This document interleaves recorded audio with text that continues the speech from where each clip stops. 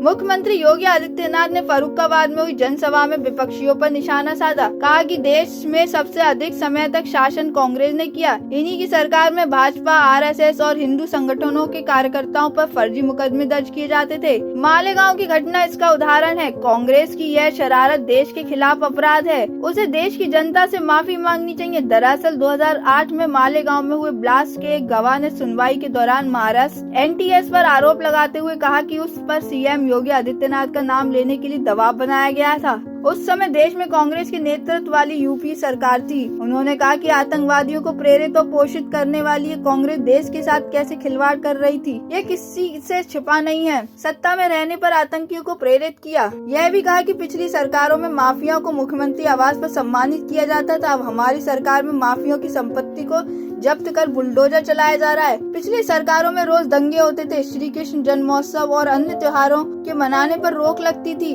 अब ऐसा नहीं है। 4.5 साल में हमारी सरकार में एक भी दंगा नहीं हुआ। टाइम न्यूज़ उत्तर प्रदेश के फर्रुखाबाद से ब्यूरो रिपोर्ट। भारत माता की, भारत माता की, वंदे वंदे वंदे।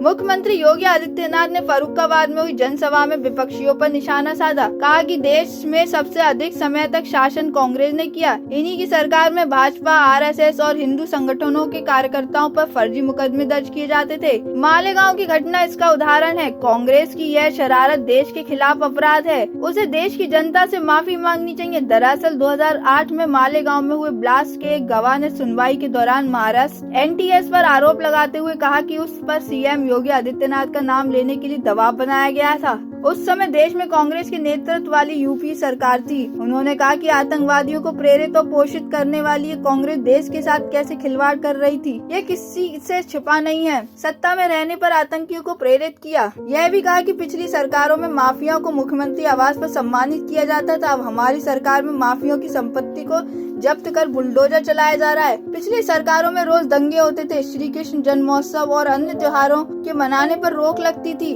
अब ऐसा नहीं है। 4.5 साल में हमारी सरकार में एक भी दंगा नहीं हुआ। टाइम न्यूज़ उत्तर प्रदेश के फर्रुखाबाद से ब्यूरो रिपोर्ट। भारत माता की, भारत माता की, वंदे वंदे वंदे।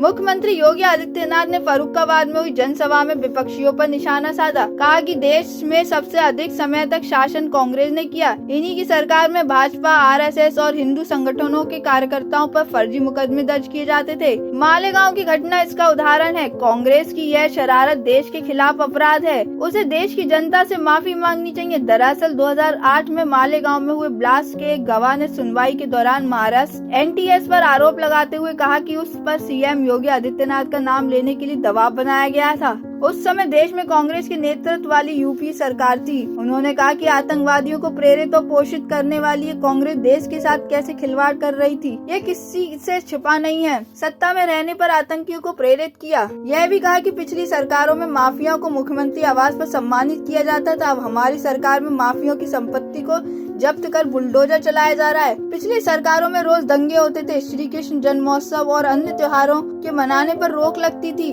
अब ऐसा नहीं है। 4.5 साल में हमारी सरकार में एक भी दंगा नहीं हुआ। टाइम न्यूज़ उत्तर प्रदेश के फर्रुखाबाद से ब्यूरो रिपोर्ट। भारत